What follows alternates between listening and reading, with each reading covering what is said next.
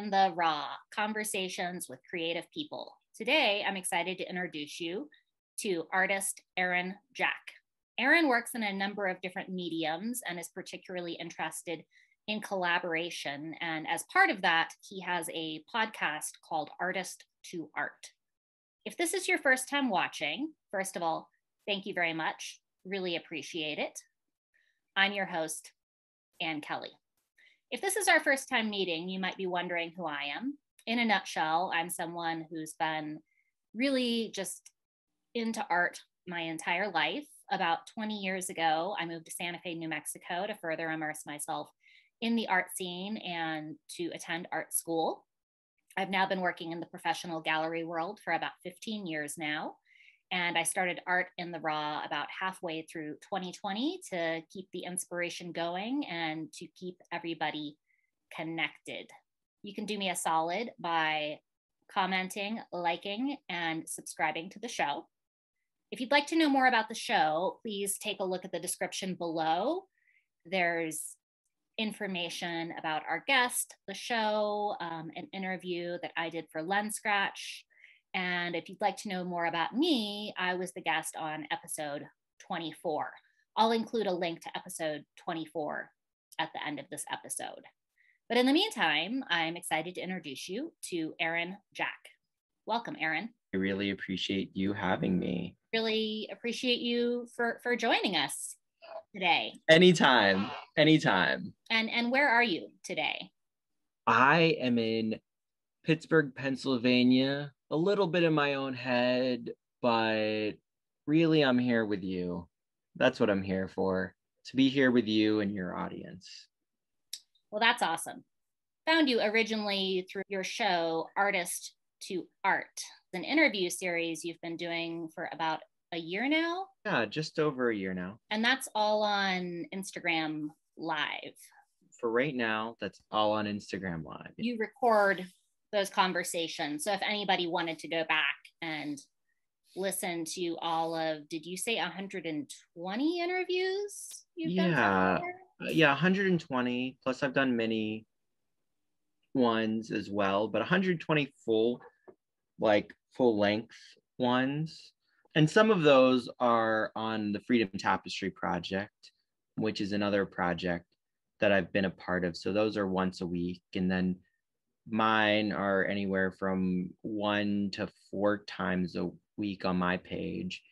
And then I did a series of photography interviews. So I have about 10 of those from the last year where I interviewed amazing National Geographic photographers. And I put together a show in New York City of photographers around COVID. So then I decided to interview 10 of the 15 photographers from around the world, all about their views on COVID. Freedom Tapestry Project is a collaboration with Samia, who's the curator. She's in Damascus, Syria. And then Ben, who's in LA, he's the producer. And then Lena Heedy. So it's the 4 of us for right now working on the project. And I am the interviewer. I show up and I'm there to interview people in the art world, illustration world, technology related. I interviewed one of the heads of layout for Frozen, who works at Disney, people in AR, VR, and then a lot of illustrators from around the world, and letting them share the human stories behind them and their art. I mean, it's all just like me with a cup of tea, sharing these little moments that we have together. So same person, I just kind of that project. I have a curator, my photography on my photography page so far. Where I kind of left it was I was curating a show, and it was like a next step of that photography show. And then I went and took that and I did a live discussion about those photographers. So it became a way for me to know about those photographers and also share that with the public before I then gave a presentation about the photographers and shared their work in a larger way. And I started the project, actually, the whole interview series, because I was curating a gallery for Fringe Fest here in Pittsburgh. And I decided to interview about half the artists who were part of it. And then it just turned from one, and then I was like, oh, like what parts of this do I really enjoy and what parts can I replicate? The interviews and connecting to the human, and just being that connective experience is the part that I really enjoyed. That I was like, wow, like it's so beautiful to be able to connect to a fellow human being, learn about them, listen. And I would do this anyway in the world, but to do this in a way where it shared those experiences, those human experiences that I had with others. I'd want to have a cup of tea with artists and beautiful humans anyway. That's just like what I love to do. And this became a way to also share my kind of cups of tea with the world. I could relate to that.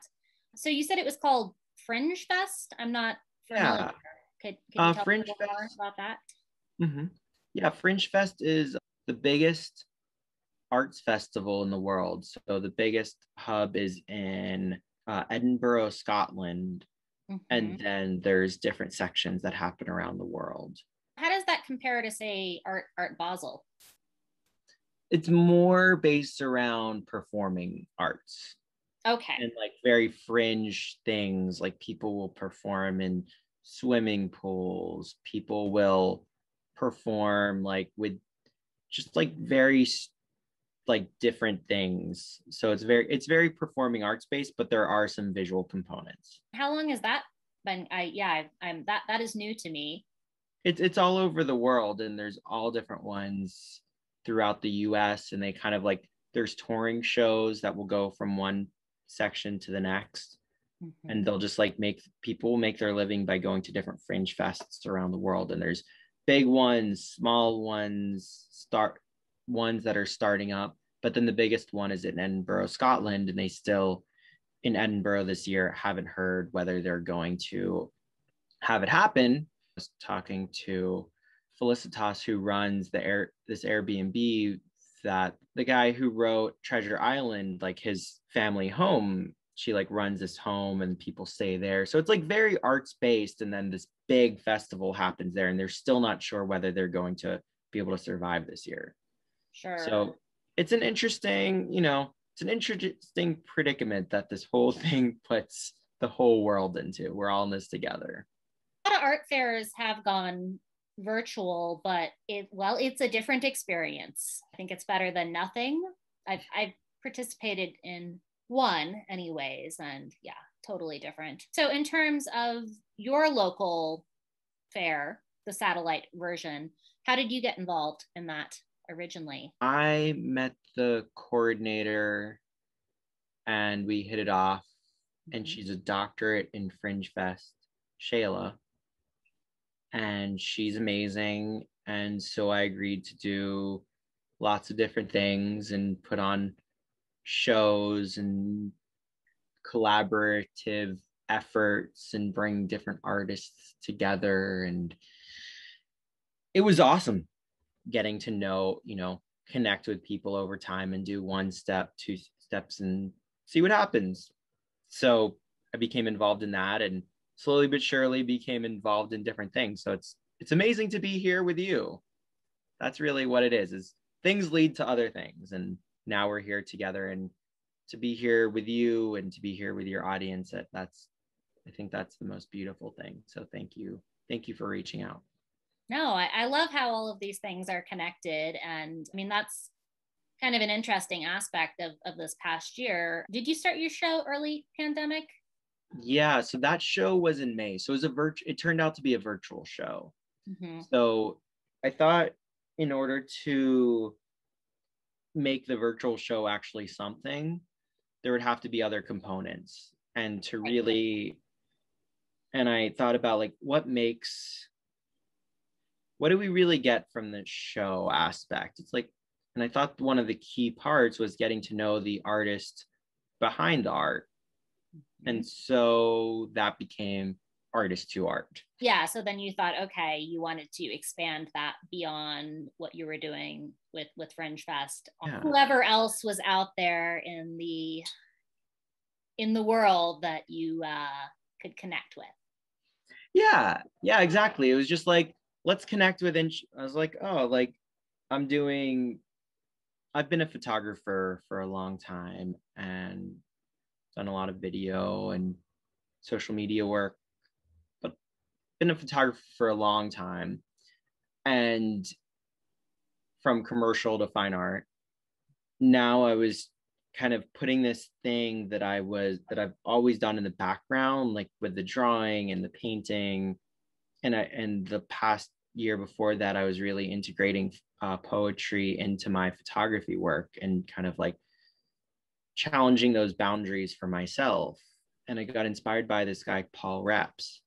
And he, with his Sumi ink drawings, like the idea of Zen and just like the philosophies behind it, he connected the word with the simple imagery in the Sumi ink. And so I thought, how can I do that? And I was like, oh, it just lit up for me. Like, this is what I was looking for. I was traveling through San Francisco at the time, and my cousin gave me a book, or like he showed me this book, and it just like lit up for me. It just changed my perspective on what I could do. And so I started to integrate poetry, my poetry work that I've been doing for quite a while, into my photography work. And then when the pandemic hit, I was figuring out a way, I guess, what I was missing. And so with these interviews, I was like, okay, how can I take this thing, like what I'm missing and what I felt other people were missing was the connection with another human being. Mm-hmm. And how to understand that connectivity. And what was that for me as a photographer, to really have connectivity where I photograph people and the nuances of the human experience, from the movement to like the movement inside. So I really started to like consider one piece at a time is how connectivity works, how connectivity works through the internet, how connectivity works in the modern age. A recent idea that's come to me is from Marshall McLuhan. I was talking to Tony Shafrazy about this medium, these different media, it's an extension of the nervous system. And that really takes me back to like, okay, like how am I connecting to people? How are we connected through this nervous system, through the extensions, our senses being an extension of how all of these sensory perceptions, and we're connected together right here, right now. Whenever someone's watching this, even, it's like we become extensions in that way. And so I started to really consider some of those ideas in previous versions. And I thought back to my travels through the West Coast, and I started to paint these just beautiful smiles that I was photographing. Because I was really concentrating on photographing these beautiful smiles, and I was writing poetry and just little moments on my Instagram about the people that I would meet on my travels. And it's just kind of like I was on the road for months and wanted to share just like that there's beautiful moments and beautiful people out there beyond our own experience, maybe, as just like traveling through life. And we didn't need to not necessarily be afraid of the other. And so I took that and I started to paint these portraits of the people that I met. And some of the musicians started to get in touch with me. And some of the other people, like I started to post them and tag them, and they loved them. And I realized the biggest thing that I got was like that connectivity again. Like that was the most important thing. Like the portrait is one aspect, but that we become more connected through that portrait was even more so.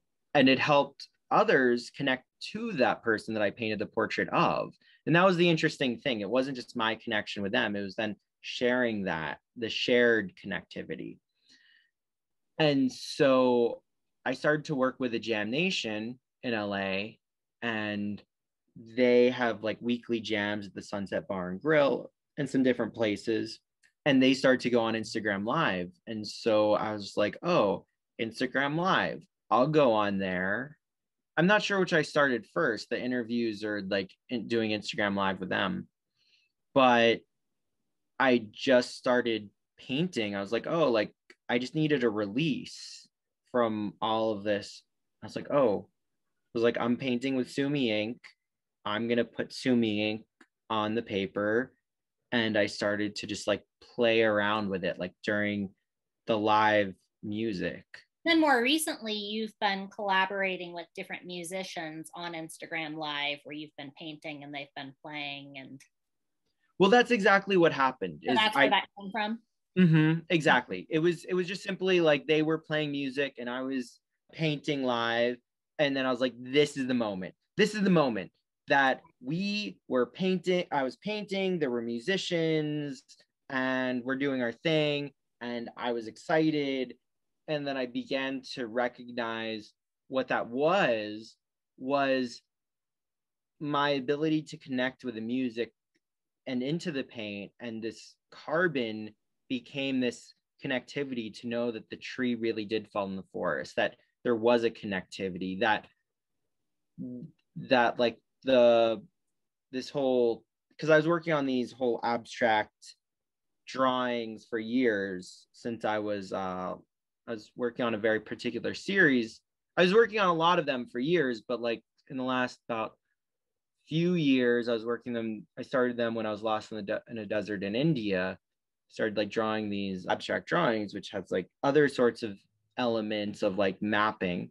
And so this became kind of the space, the carbon that exists to know that we exist, even though we're through the digital format, we still exist. There's still a tactileness, there's still carbon in that connective. And that became my first solo show, the Carbon Connection.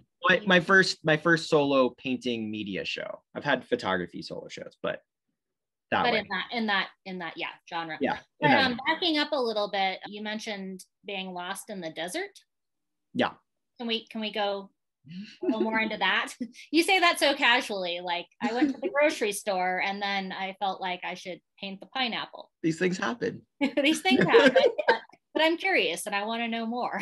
So okay. I assume other people might as well. Well, I was traveling through India for a while, going on adventures, and saw a lot of things and watched life go by, and sat in the Himalayas and contemplated life for a while, and was down in the south of India and just like lived on riverboats for a while. How long did that go on for?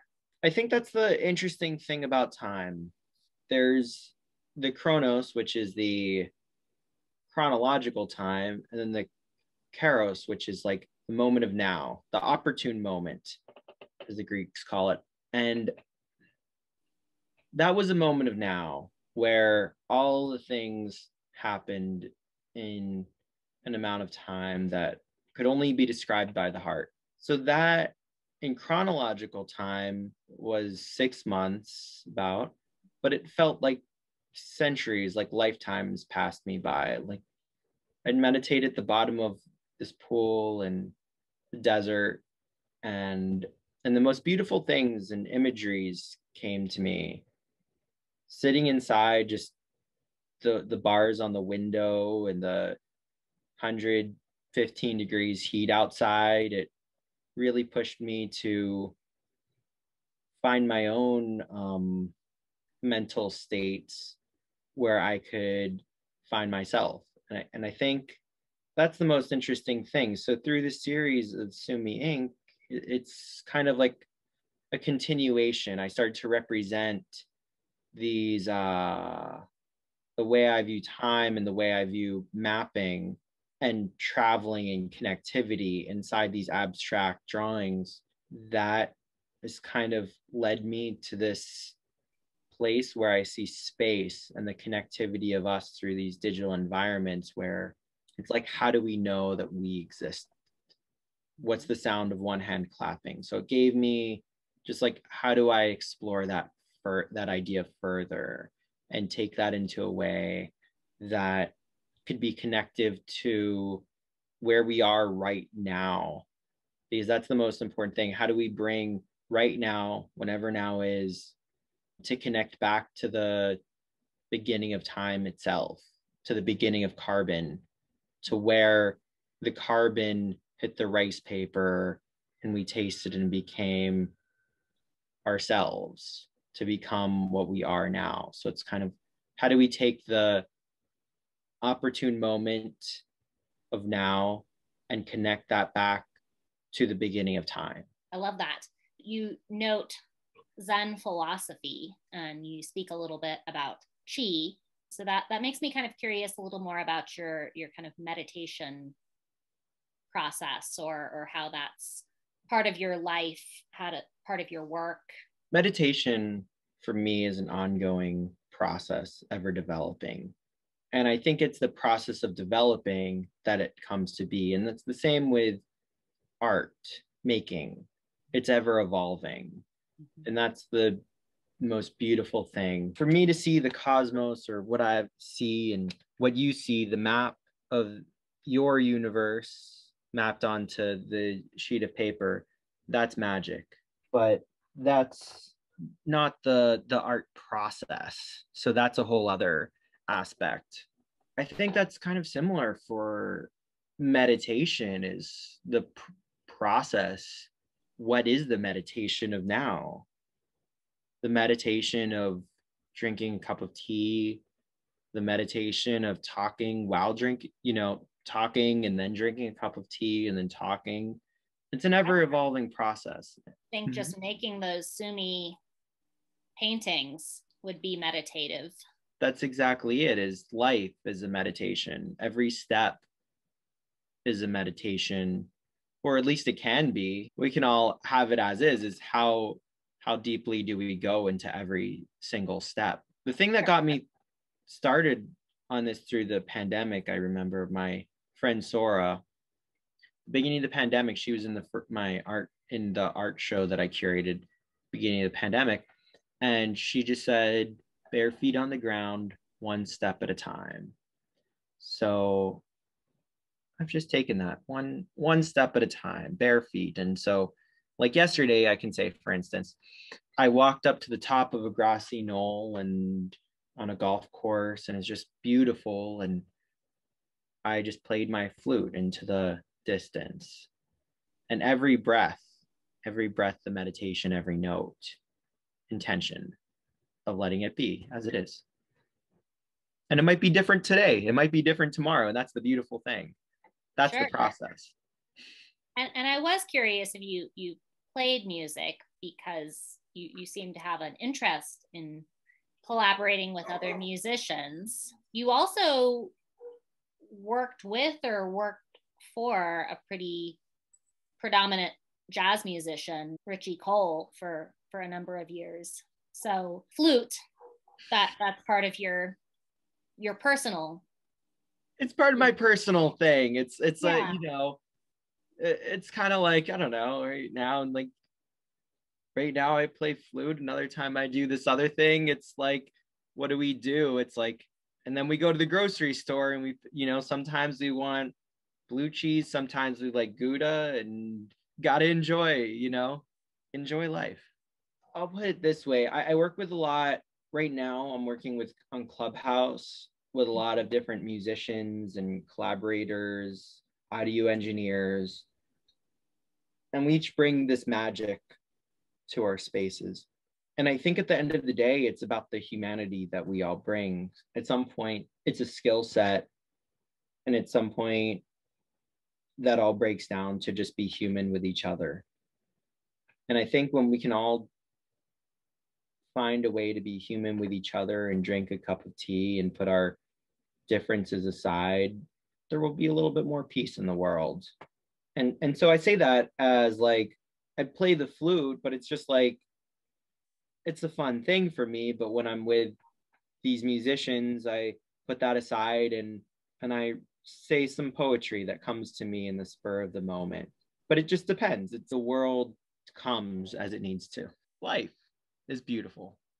But I am curious how you met Richie Cole, and more of the story of kind of that relationship. I've looked at photographs you've made of him, and tell us more. I was photographing dance for a long while, and I decided that what more to photograph inside the motion, inside the self, than the music itself. And how beautiful it would be to see the motion inside and what that is inside a musician, to see the music. And so I just started going and showing up to where music was happening in the bigger way, like on stages and outside, and started to go see a lot of jazz musicians. And then I met Mark Perna, and I started photographing for all these different musicians. And when I came back to Pittsburgh through my life, I photographed for Mark Perna. I photographed Mark Perna and moved back with a video camera. And then Richie Cole showed up on the scene, and I started on the project. So Mark Perna is the producer, and then Richie Cole, and then there's Reggie Watkins and Vince Taglieri on the drums, and all of these different, and Rick Matt, and we have all of these. It was a band.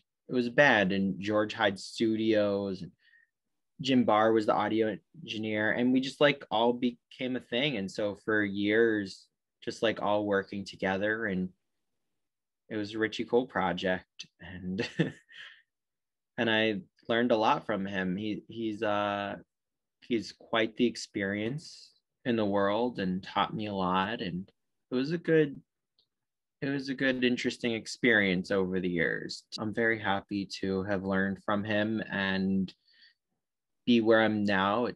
He passed away in May, and so I just decided to turn the camera on myself with the pandemic, since I'd been photographing and doing videos of him and the band, and decide what would it be if I were on the camera. So thank you for giving me the opportunity to be on the camera and experience this side. And it's been interesting in this past year, just in different ways of connecting with people. I found you because I had artist Gabe Wise on my show, and then I saw David mentioned on Instagram that he was going to be on your show, and so naturally I listened to it and then started following you after that. Have watched a number of your other shows, and then we're both on Clubhouse. Like I said, I've kind of only scratched the surface. I've mostly been a listener. But there was a funny thing yesterday where I was in preparation for this conversation. I was listening to one of your conversations on Instagram, but I get the push notifications from Clubhouse. So I was sitting there listening to you talk on Instagram, but I was getting a push notification that you were also on Clubhouse. I was like, Erin's everywhere. So it's kind of this interesting new virtual world that I feel like, I don't know. I mean, I think the pandemic has definitely accelerated it.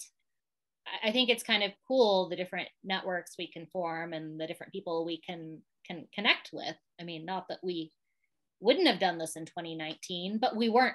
I mean, the fact of the matter is we weren't doing it in 2019. It took 2020 to inspire both of us to do what we're doing today. I think that's the beautiful thing, is that it took all of the things to happen for us to be here right now.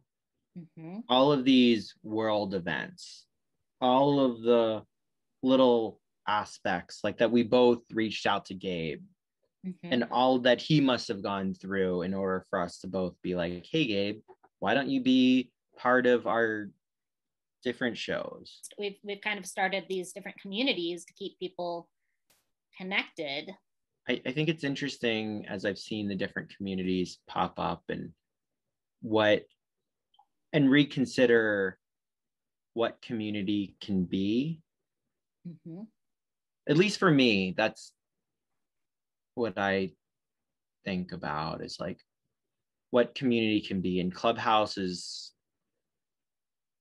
it's like the moment that the book on surrealism got published, and I'm experiencing that moment and reconsidering, what does it mean to communicate? What does it mean to have community in certain ways? What does it mean to be connected in this day and age?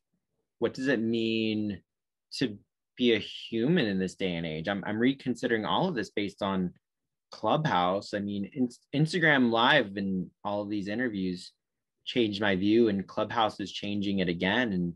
And it's all like how it maps onto my art. All of a sudden I'm drawing live and audio, and then there's audio visual connectivity. I run a club called the Art Collab, and it's all about bringing different like visual artists, musicians, writers, dancers, all technologists, just interesting people who want to be a part of art collaborations together, and then seeing what kind of spins out of that. I can go into like how I think Clubhouse can be used right now, but it's changing by the moment. It's a changing sea that the sea by itself is calm, but the winds are ever changing. For people who aren't familiar, can you describe Clubhouse? It's like the university without walls. Anybody can make their own room. Anybody can say, this is a space. Anybody can show up. Here are the rules of the space. And so we're here in the university without walls. What do we do with it is the question. This gives us the connectivity to university professors around the world and the ability to connect. I think most people see it as just the ocean, but when we understand the water as lakes and valleys, rivers and streams, that we can play and we can create our own little areas and control it as we see fit, that we can form the rivers and streams ourselves. We can form those connections. That who is Aaron Jack? I get to listen to you talk to all of these other artists, but it becomes about the person you're talking to. You get a little insight usually into, okay, who you are, but I was curious, honestly, to know more about that. And like I said, just to kind of connect with other like-minded people. I feel like we're kind of exploring similar things, but in different platforms, in different ways. And then there's also our photography connection. So, I mean, I'm a little bit curious about your photography story, how you got into photography. You mentioned you're doing a little bit of fine artwork as well as some commercial work. You've been published in a lot of major publications over the years. So what is that story? My folks took me on travels when I was young to like Europe, and kind of like on the low budget, kind of like traveling through Europe, Rick Steve style, when I was young. And I took my camera and I loved it. And I was just intensely curious and would spend hours at all of the museums around Europe, and then would go out and take photographs. That was just my love, traveling, going to art museums, creating art, and going and observing and photographing.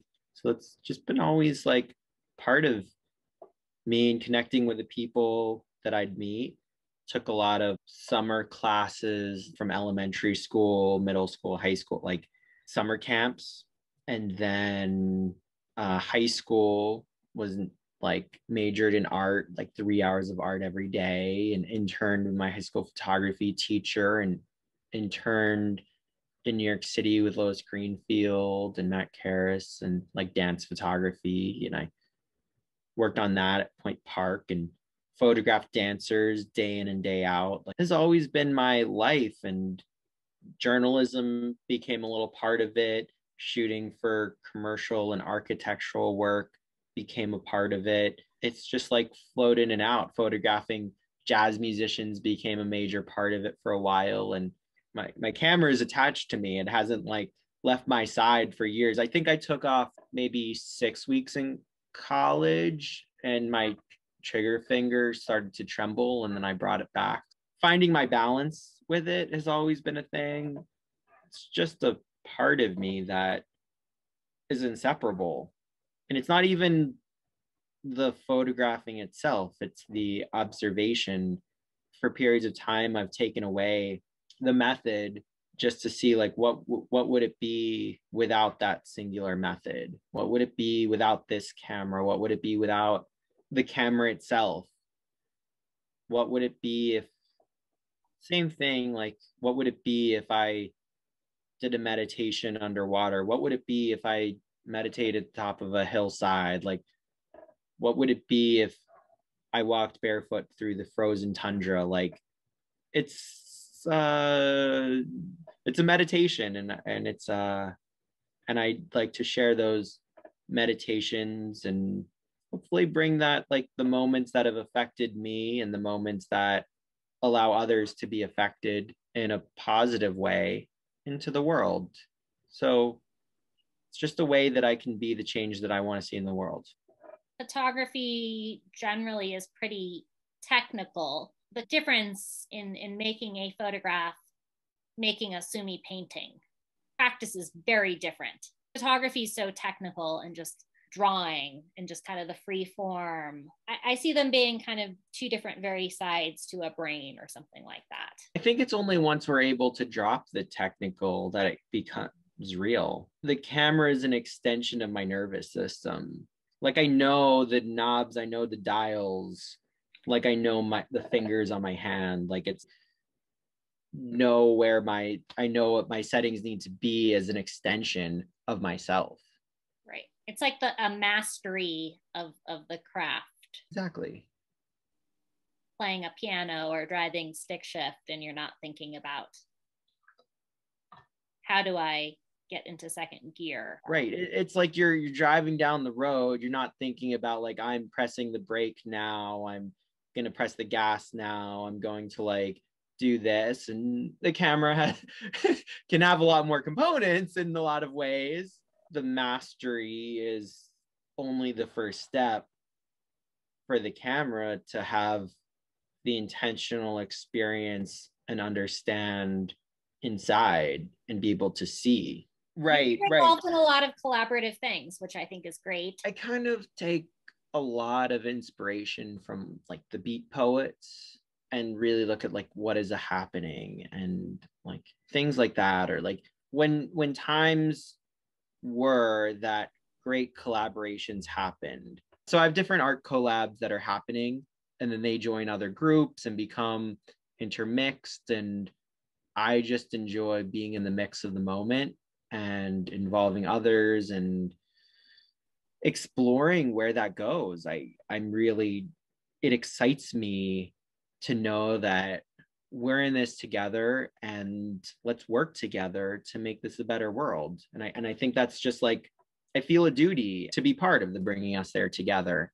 And so that's another thing behind my interview series is let's just listen to people a little bit more. Let's give people a little bit more of a chance to find some depth where we're able to find more understanding and work together.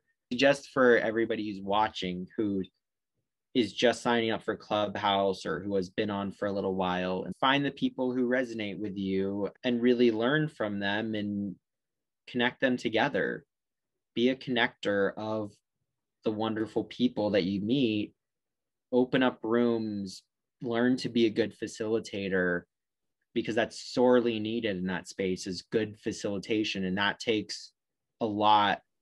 I've been working at it very hard since I've been on, and there's a lot that goes into being a good facilitator, and it can be a life practice for people. It is a life practice for people to be a good facilitator, to be a good host of a dinner party or tea party or what have you. That's an art. There's an art to the facilitation, and to really take that seriously and delve into Clubhouse, find the people that you'd like to facilitate those connections with, bring them together. I think that's the power. That's the power of us to build communities. That's the power of us to build communities together. I'd like to do that. I've brought together leaders of different spaces and from the NFT space to different spiritual spaces and flow spaces and just different leaders, and brought them together to have in-depth conversations. That interests me, and that informs my work. Every moment of space that I put onto the page is informed by those little tiny moments that have affected me, that I've allowed to affect me, the beauty that I see that has come from those connective experiences. And from that, I'm able to put that onto the page and share that observation with others. I'm able to see that in the world because I'm able to facilitate that. So that's why that skill set is so interesting, intriguing to me. But I think we all have the ability to be facilitators now within Clubhouse and to facilitate community. And the more that we take that seriously as an art form, facilitation, and really connect that with like intentionality, and the same intentionality that we bring to our art and bring that back into our art, I think that we will grow. And the more that we're able to bring the intentionality of like the joy and the peacefulness and harmony and getting to know each other as human beings, the same things that I bring to my art and the meditations, the more we're able to bring that to each other and bring that to community, I think the world is going to be a better place. So I'd just like to encourage everybody out there to go beyond their maybe current communities and reach out and find the people to bring together and connect at a human level. The ability to have that reach beyond your local community, people from all over the planet. No one from Mars on Clubhouse yet. I think you might invite them. Eventually. There's there's some interesting people. There's people who design sound and all of that from Mars and do interesting things, who have had their senses out there on Mars in very interesting ways. And we're able to reach out into space, and we're also able to reach in. And I'm happy with that. It's an exploration. It's life. It's all an exploration. And one of my favorite questions that I like to ask guests on the show is about time travel. So you've done a certain amount of traveling. You could time travel anywhere, past or present. Where would that be? Well, I think the interesting thing about any of this, about any of the art, is we're able to go back to that place in time with our intentionality, is that we're able to see and we're able to view it. And in that way, it is time travel. When you put this together and you're editing it, you're viewing it, and you're time traveling back to where we are right now. Thought about that, actually. It's interesting because you've thought about that in the past, and that just brought you back to that moment. Mm-hmm. And then when you view this in the future, you'll then be back in this moment and then be back in that moment. When you ask me the questions, I brought us back to interesting moments that I wanted to time travel. The whole conversation, I was time traveling. Mm-hmm. You often bring us back to now. Well, that's the beautiful thing about time travel. We can go there, we can be in any moment, but we're always there now. Mm-hmm. Whatever that is, it's now. It's like just that, I think, is the most beautiful thing. So on the travel note, of all of the places you've ever traveled, is there a favorite place? One of my favorite places was meditating at the bottom of a pool when I was lost in the desert. Mm-hmm. That was India? Yeah, in India. But, I have many places that I just love. I love walking through the streets with the Pied Piper at night in Montreal with the full moon and the beautiful murals just getting painted on the walls. There are so many places that I love in this world. And when I hope through my work, I'm able to share some of those moments, some of those inner experiences. As the art making practice, it's able to bring people a little piece of the magic that I've felt in the world. Well, I believe art to be transformative. I think that's an important aspect to it, being able to share that. So one of the questions I like to ask, and I'm kind of curious how you're going to answer this is about things you might collect. Do you collect anything? Collections. That's an interesting thing. And some people don't think they collect things, and then they think about it for a minute. And then all of a sudden they collect a lot of things. Collective experiences. I have collections of art, collections of visions that I've traveled through the world, and I've collected moments of experience that I'm able to time travel to at any point in time. The interview series is a collections of connectivity. I mean, I can go more in depth, but collections of connectivity. I like that too. It doesn't always have to be a physical thing. Like, well, I really enjoyed talking to you, Erin. Do you have any shout outs, plugs, anything we haven't talked about that you'd like to put out there? Shout out to future selves and okay, so follow me on the Art Collab on Clubhouse, the Art Collab Club, at Aaron Jack on Clubhouse, Aaron Jack Line Art on Instagram. From there, you can find other links and websites and Instagrams, all of that. And Jam Nation Thursday nights at 12 a.m. 12 a.m. EST. I'm usually on there painting live. Thursdays on the Freedom Tapestry Project. Usually, not always, but usually 12 p.m. EST. So that's another thing. So that's Thursday afternoons. Thursday nights is on the Jam Nation. Tuesdays is usually on at Aaron Jack Line Art, my lives on Instagram. And then I'm on Clubhouse. So that's where you can find me. Thank you so much.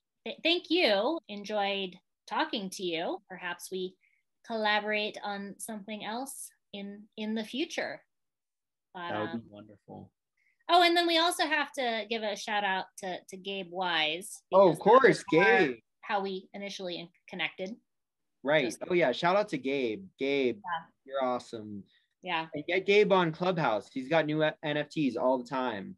Oh yeah, he's killing it. I appreciate you keeping me on task with a cup of tea. I appreciate you doing what you do. For sure. Well, I appreciate you and nice to meet you, and have a good night and talk soon. Sounds good. All right. Take care. Take care. I hope you've enjoyed tonight's conversation with Aaron Jack. If so, please do me a solid, like, comment, and subscribe. I've got some great content coming up in the future, and I'd love to share it with you. Have a good night and keep the inspiration going.